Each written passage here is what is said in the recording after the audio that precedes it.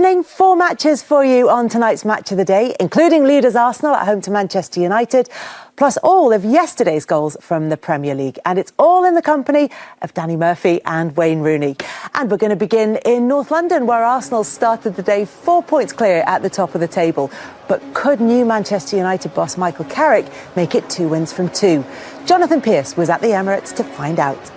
Credit to the boys, so proud of them. You know, it's we had to sustain some attacks, especially earlier on. We grew into the game, had a setback, come back strong. Had a setback towards the end, come back strong. So many elements of the game that were good. You know, we're so fresh with it. It's 10 days in, 2 games, and it's never going to be perfect at this stage, especially coming against a team like Arsenal. And the boys have been fantastic, you know, in terms of taking everything on and wanting to do it and being invested into it. And you can see what it means to them at the end. First of all, you have to give credit to Manchester United. Obviously, we give them a goal, which is unusual and painful, and then they have 2 brilliant moments when they have incredible strikes from the edge. And when we lose a game, I take the responsibility, and we have to protect the players. We had a lot of giveaways that gave them the momentum to run, and then we know the quality they have to do that.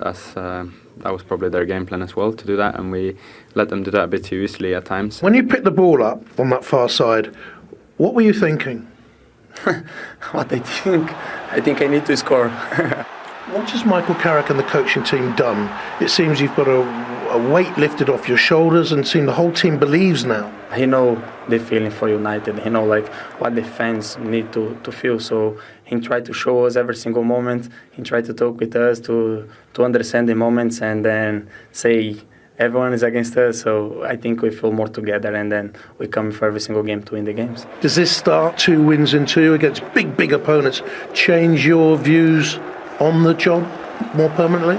Nothing's changed, you know. I've been here less than 2 weeks, and I'm just desperate to do well and improve the team and finish as high as we can. And having days like this and last week is something you get greedy for, and you want a little bit more. And we need to keep building on this in the weeks to come. The margins are very small. We made them even smaller today in the manner that we did certain things against Man United, and now it's time to react. Now is we have to see what we are made of and react. And the first game is in the Champions League. Well, it was a really enjoyable game at the Emirates for pretty much everybody except Arsenal fans. Manchester United definitely played their part in that, and we will talk about them shortly. But it's just 2 points in the last 9 now for Arsenal. If Arsenal fans are starting to get nervous, how concerned should they be, Wayne? Yeah, I think they should be concerned, because I think over the last few seasons, Arsenal have been in some really good positions, and the fans, they've seen this happen before. So, you know, these bad memories are coming back, and I think over the last 3 games, picking up 2 points will be a concern for not just the fans, but the players and the manager. I actually think it will give them a jolt, a gentle reminder they're not going to have it all their own way. I don't fear for them as much as Wayne maybe, and I have to say, they came up against the Manchester United team today. Brilliant performance. Their top players all played well, although it pains me to say it. They did. They played really, really well. And sometimes if you're not quite out and you come up against a side who are banging form, you lose. And they can't win every week. They're going to have these little blips along the way, but I think they'll bounce back. They did start really well, though, Arsenal. So what changed, Wayne? Yeah, Arsenal started the game really well, and I think from there they maybe got a little bit complacent. So if we take a look here, this is after they went 1-0 up, and you look at Gabriel and Saliba, who've been brilliant all season, but the distance between them is way too big. It's a great pass from Bruno, but the distance too big. And then Gabriel does something which I don't think I've seen him do this season, or do many times. He steps forward trying to play offside, and Bruno goes through. He has a great opportunity, similar to his goal last week. He should shoot, he doesn't, but that was a warning time for Arsenal after they went 1-0 up. And then here you can see the frustration. And then if we look here, Kobbie Mainoo, Odegaard's with Mainoo. Man United in control of possession. Odegaard goes and presses, but no one comes with him. The back line drop off, the midfield drop off, and that allows Kobbie Mainoo to be in acres of space to do what he wants with the ball. And Mbeumo's in a good position, and Gabriel should go tight. That's what he's known for. That's what he does. He doesn't. He drops off, plays a through ball, and then Saliba doesn't know anyone's behind him. So the lack of communication is there. And then here, this is a big worry. Saliba's got the ball. There's no movement in front of him whatsoever. You see him with his arms out. He's asking for movement. Zubimendi then gives him a little bit of movement, but it's slow. It's not moving Man United around. Declan Rice comes to get on the ball. Now Declan Rice wants the ball played in the space, but Zubimendi doesn't give him it. He plays safe. He goes back to Saliba. Odegaard then should come to show for the ball and get on it, but he doesn't. He stays away from the ball. Saliba then has to go back into Zubimendi, who plays a terrible pass, big mistake, and Mbeumo gets the ball, and it gets Manchester United back into the game. So I think after they went 1-0 up, they went safe. They didn't really then go and attack Manchester United and allowed them back in the game, and ultimately they've lost the game because of it. That safety plan from Arsenal, is that sort of playing into the fact that they aren't getting these goals from open play, Danny? Because when Arsenal do well, we praise them for how effective they are from set pieces. When they don't do so well, we look at the fact that they can't really score from open play. They're as low down as 17th in terms of the percentage of goals that come from open play. Is that a worry for you, do you think? It's becoming more of a concern. I mean, I don't think Wayne... Even though they're second for goals scored overall in the Premier League? Yeah, but they're so heavily reliant on set plays. I don't think Wayne or I realised they were 17th in open play, and they've spent a lot of money on players to supplement what's already a good forward line. Nobody's won the Premier League with a goal scorer who hasn't got 13 goals. I think it was Man City and Chelsea, Gundogan and Lampard in years gone by. They've got Gyökeres and Trossard with 5. Now, they might break this rule because they are so good at set plays, probably the best we've ever seen. They might. But it must be a concern for Arteta that he's got this abundance of talent in forward areas and can't seem to get the creative element to them to score the goals. It's becoming... No goals against Forest, no goals against Liverpool. They had an own goal today in a set play. It's got to get better. Arsenal then looking to improve as they push for that Premier League title. For Manchester United, it's just a second game under Michael Carrick, and yet we're starting to see some kind of shoots of recovery from them. And Bruno Fernandes right at the front of that, Danny. Well, he's a phenomenal player, but he wasn't the only one. Senior players like Maguire, Casemiro and Mbeumo's led the line twice now beautifully, done really well, really comfortable with it. Martinez is back in there, the keeper's settled in. But they look happier. Their body language is good. They all want the ball. They're all trusting each other with the ball more confidence. Bruno is brilliant wherever he plays technically. Defensively, when he plays deeper, he can be found out. But in this role, in the last 2 games, back as a 10, you can see him scanning there just before he gets the ball. He's got the pictures, his awareness of where players are. His fitness is tremendous. He's always moving to try and make space. And I like the variation in his game. He's brave with his passes when he needs to be. He'll try and make that. That's just superb play. Gets United on another attack. But he's also good at dictating. He knows when to slow it down and when to... But he's brave, and I think he's probably one of the best in Europe, actually, at making chances and being brave with his passing. He doesn't care about making mistakes. This little give and go is always in the right place. OK, it's a brilliant finish, but he doesn't get that ball back if it isn't Bruno. That awareness again, and this is probably my favourite clip. It's calm, composed, keeping his team on the ball, frustrating Arsenal, probing, just dictating the tempo of it and the pace of it, and that's the experience and the know-how of a player like Bruno. And also he's come back from an injury just recently and just hit the ground running again. Clever passes like that under pressure, we'll flip it in behind because they're pressing us high. And then this here, most players here, in behind, be safe. You're going to get this players closing you down, you're going to lose it. The extra touch he took there into Manu, then ends up with Cunha, another brilliant finish. But I could have picked a few players today to do a piece on, but I think he deserves the plaudits because he's just that little bit above in terms of his levels and his game management. Superb. And the other person who's getting a lot of plaudits is Michael Carrick. Players are always going to praise a new manager because they want to get on the right side of him. But Matheus Cunha absolutely glowing in his praise of Carrick. Lisandro Martinez has already posted on social media talking about the work that Carrick and his backroom team do as well. You know him. What's he been doing to get this performance out of Manchester United?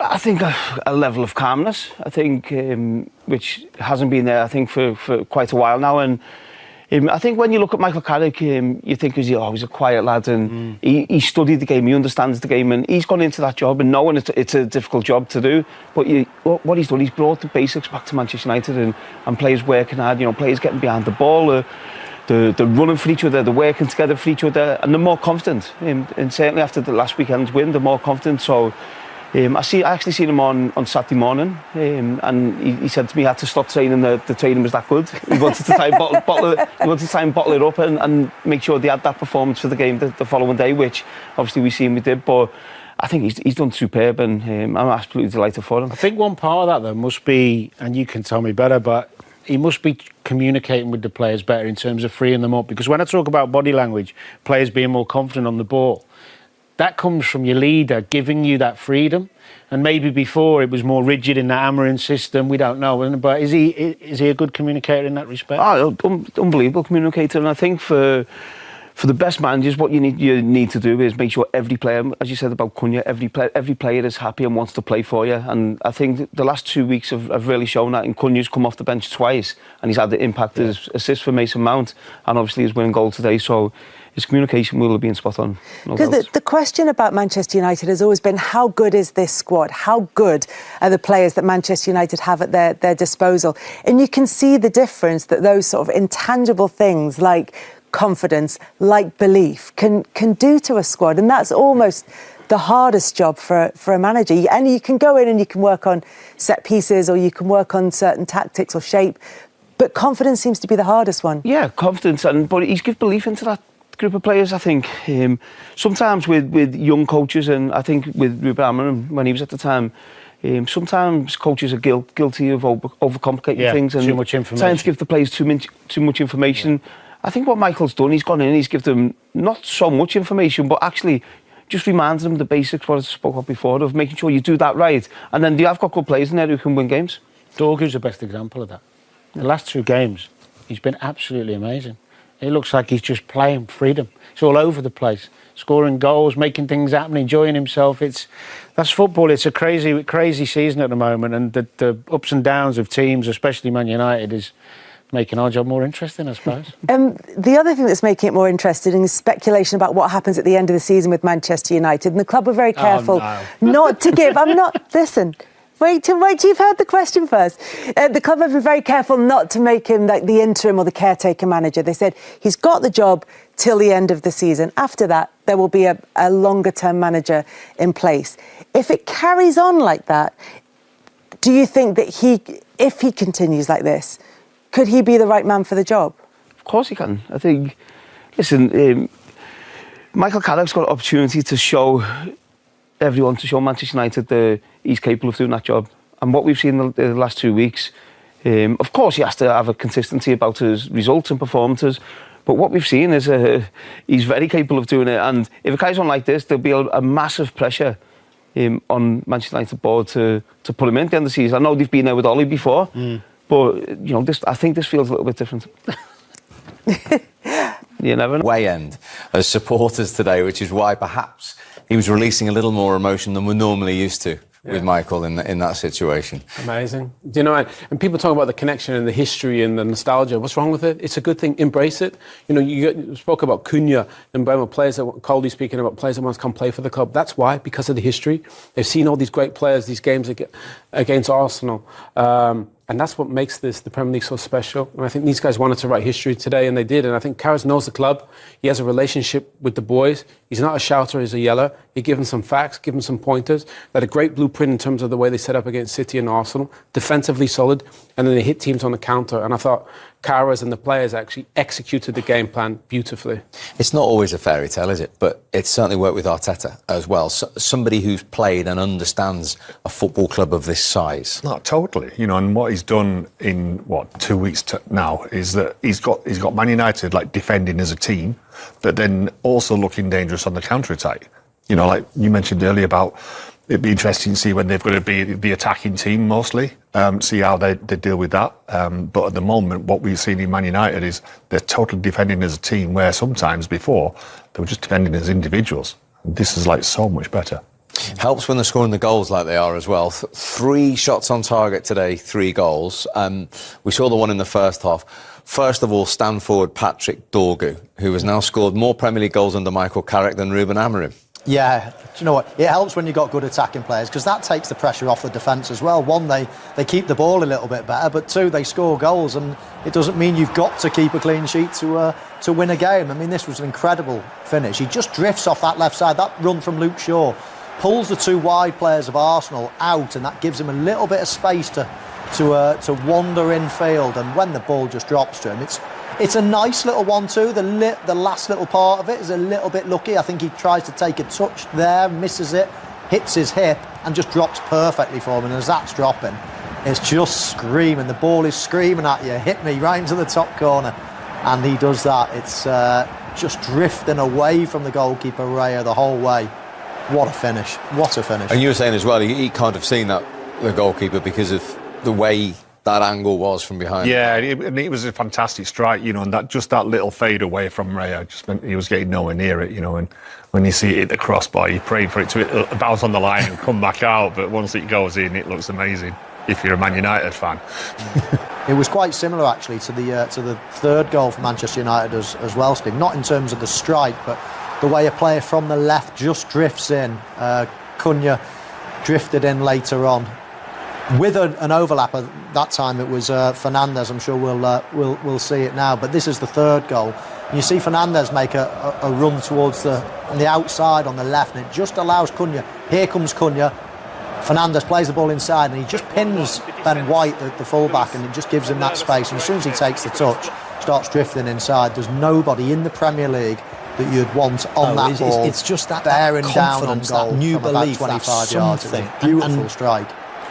And he hits the ball so hard, even though it's the side of his foot, he's got beautiful accuracy on it. You watch Raya look to the right of Gabriel there, and then he's out when he has to get across. Yeah. But because the power in it and the pace is just phenomenal. Gabriel actually is a help in that situation. Well, when we spoke to him on the other show, he said he's his international teammate and he knows he does that. Yeah, it's sometimes a help having a target to whip one round. Because when you look at the ball and when you look at the goal, it's sometimes nicer to have a target in between, because it's quite a distance between you and the goal. I can only imagine a golfer or something. You know, do you aim for the flower? Sometimes they look only a few yards ahead and try to hit it over that target. So it probably helped, and it gave him something to bend the ball round. Sesko as well makes a lovely little run. I know he doesn't touch the ball. And you even like the build-up here, Owen. No, but you know what? He holds off Saliba, he does amazing. You know, and that brings these boys into play. You want your three ball players, get them on the ball and play. It's interesting. United had the most shots on target. They were the third highest scores. Goal scoring is not an issue. Defensively has been the issue. They fixed that against City. They were good at it again today.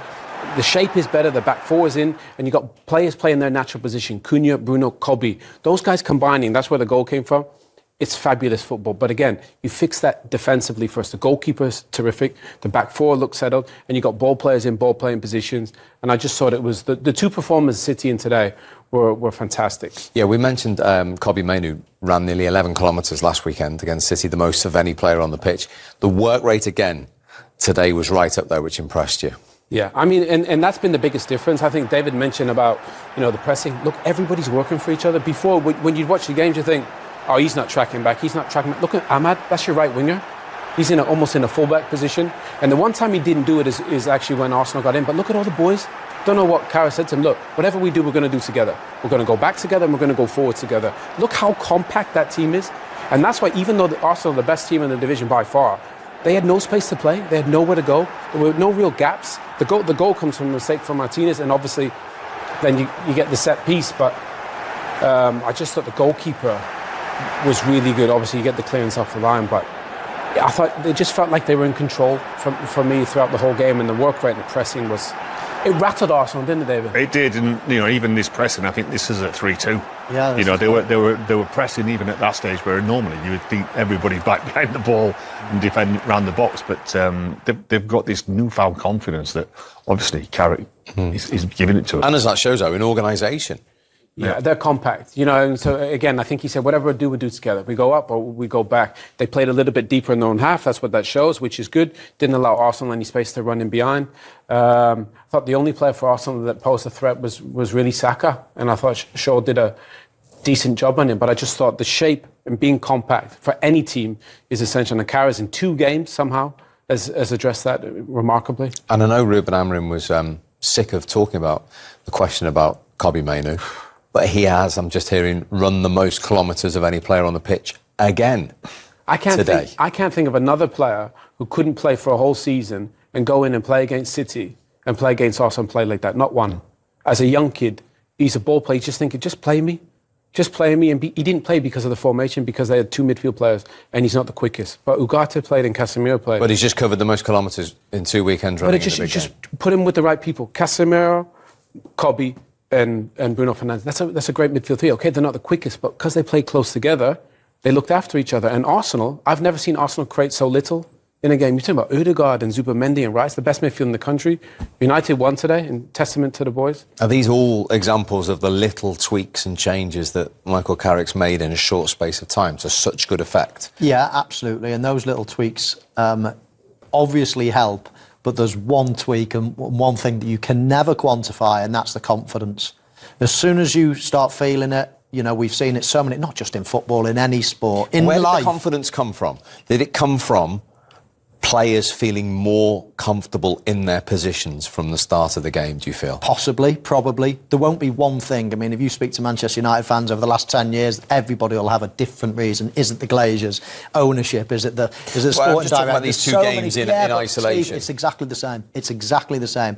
There's not one magic wand that Michael Carrick's come in and said, right, we're all of a sudden going to do this. Yes, picking players, Kobbie Mainoo coming in, of course, makes a little difference. Of course, having pace in certain positions, having some great attacking players now, having maybe playing against a team like Manchester City that are on the ball and you know you're going to have to defend deep, that suits Manchester United as well. So all these little things, it was almost like the perfect storm. New manager, who you're playing against, the players that are available.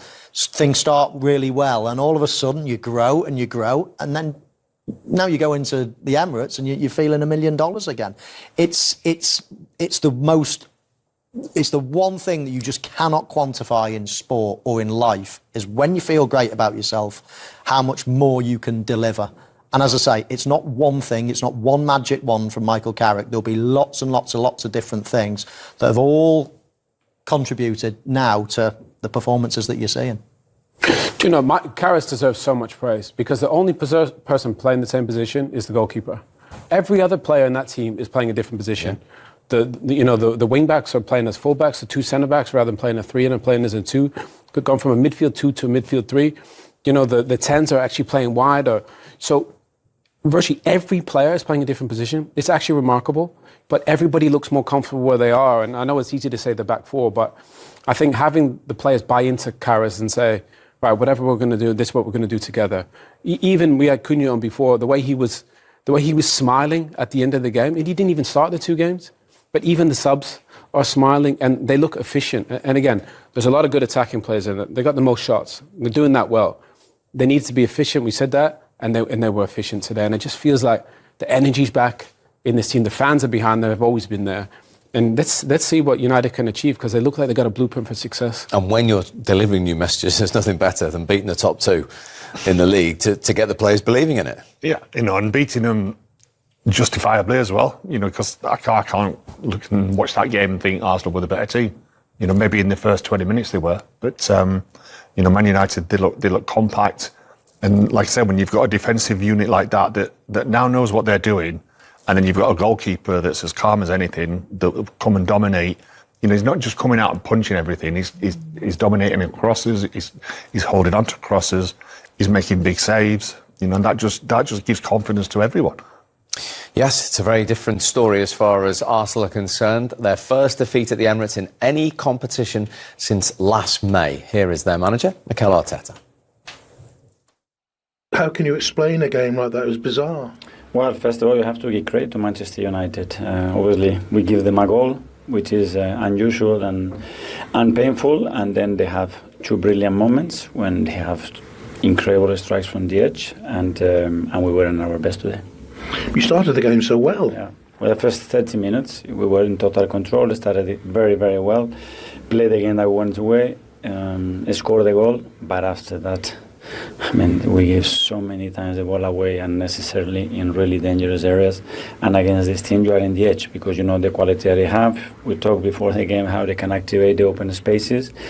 And we started to lose control and dominance and became a more chaotic game. Really uncharacteristic, wasn't it, some of the things we saw? Yeah, but it's the moment to stay with the players. Those players deserve a lot of credit for what they've done. The consistency that they show where we are is because they are so good and they've been performing. So when we lose a game, I take the responsibility and we have to protect the players. At 2-2, did you think you got got something out of the game? 100%. And after that, Noni is 1-against-1 in the 6-yard box. Goal was for a goal kick. They kick it long, one pass, and they score a goal. And they lost all the momentum because that was the moment that we had him. It's still, I don't know, maybe 12, 13 minutes to play. We were on top of it, and yeah, we just gave it away. Yeah, 2 points from 9 now. He's honest enough to say they weren't at their best. Why weren't they at the best today, do you think, David? I think you've got to give credit to United because of the way that they defended, the way they set their team plan out. They weren't just backs to the wall. They looked really dangerous on the counter-attack. And then I'm still surprised at the situation of when he made the 4 substitutions. 58 minutes. 58 minutes, you know, and it almost felt like it was a knee-jerk reaction off going 2-1 down. Instead of trying to still be calm and then make those substitutions a little bit later, it just seemed to upset the flow of the Arsenal team. Okay, they got the equaliser from a set piece, but for me, when you take your captain off like that, it's just... I couldn't see it as a positive decision. Yeah, it was only 7 minutes after the 2-1 goal. You very rarely see any manager in a game make 4 changes at once, do you? No, I can understand him making this up. I just wouldn't have taken Ødegaard off. In a game where United were defending really deep, he's the only player that's really going to pick a pass. Saka's a dribbler. The other boys are dribblers. Eze came on for him, and he's a dribbler. So you need somebody that's going to be able to pick a pass. I don't mind the 4 subs. You know, Yoker has obviously come off the bench. Marino's a goal scorer from those positions. Ben White's a good attacker. With Saka's a good combination. But even Ødegaard looked a bit confused, like, really? Me? I'm the captain? And I think it's a signal also to the group. It's like, I appreciate he's got a big squad. I just wouldn't have taken him off because I think he's the one that could create something for anyone. Yeah, I mean, I too think Manchester United probably are the one things in the way of Arsenal winning today. You can say Arsenal played poorly or did this and did that, but I think Manchester United were very difficult to beat today. Arsenal gave Manchester United a leg up with the first goal. Who knows if they didn't make that mistake? Who knows? I mean, they could have gone in at 1-0 at half-time, might have been a totally different game. But going in at 1-1 gives you an awful lot more confidence, and you think, yeah, we can score. Yeah, it's not as daunting as we may have thought it was going to be. I thought it was an average pass from Saliba and an even worse pass from Zubamende. But as soon as Mbeumo gets the ball in front of goal, I just never, ever doubt him. I think he's a very, very good finisher. This is a bobbly pass. As well, he passes the ball and he actually runs forward. I think he's basically saying, pass the ball back to the goalkeeper and I'll get out your way. But he's got to take more care on the pass. This should be like a slow rolled pass to him. It's bouncing a little bit and it's too quick. It's not that easy to control it back to your goalkeeper. So Saliba, he takes a small percentage of the blame for the goal. But Zubamende, of course, he should be doing better. Yeah, totally agree. You know, he's... the start of it is Saliba's pass. You know, it seemed to be like a panic pass. You know, like you say, once you bobble that in with a bit of pace, he's hard enough to control it, let alone that. You know, but like try and play it as a one-touch pass back to the goalkeeper was dangerous. So 2 points in the last 9. There's still 4 clear. Is this a tiny little wobble from the league leaders, or nothing to worry about? It's getting there. You know, when you do look at that, you know, you look at 2 goalless draws, you know, and I was thinking like, yeah, but if a bad result's a draw, then it's okay. But now we've gone on to a defeat against Man United, and the gap is obviously only 4 points, and it's not just one team that's in it. Obviously, it's Villa and City that are right behind us now. So yeah, this will be a test, but you know, we've had these tests before, and it's how you react. It's how you react after a bad result, and we need to react positively. And that's the question everybody's been asking about Arsenal, isn't it? They've had this cushion, which is still 4 points, but if they get a couple of out of character results, what is the reaction like? Do you know what? They've been brilliant up to this point, but none of these players have really won yet together, and they're all in this boat on this journey together. Sometimes you need one guy that's been there, that's done it. You know, a Vieira or somebody that can mentor these young guys. I don't think they have it. They're all in the boat together. They need to manage this storm, little one, because they've been amazing, and they need to get over the line. Once they win the first trophy, I think they're going to win multiple trophies. But this year feels like it's the year they should get the job done. There's just a little wave in the in the Ocean, is Absolutely, yeah. It's given everybody a little bit of a chance, hasn't it? I don't think Manchester City have been brilliant this season, but wow, they've been playing pretty average and they're only 4 points away from it. I mean, a massive result for Aston Villa today. That claws them into contention as well. So I still think it's Arsenal's to give away. I still think they're the best team in the league, the most consistent and the most solid, and they've got probably the best squad. But there are questions. They've not done it before for a long, long time. So we'll see how it pans out. But 2 points from 9 is a wobble. Your dreaded fixture next, Leeds away. That's when you have the weekend off, isn't it? Exactly. David's too.